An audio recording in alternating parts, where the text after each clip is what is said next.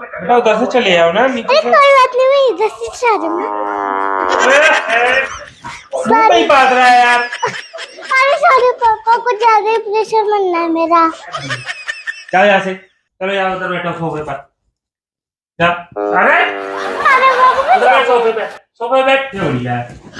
पा दे कोई और नाम आए हम पर है।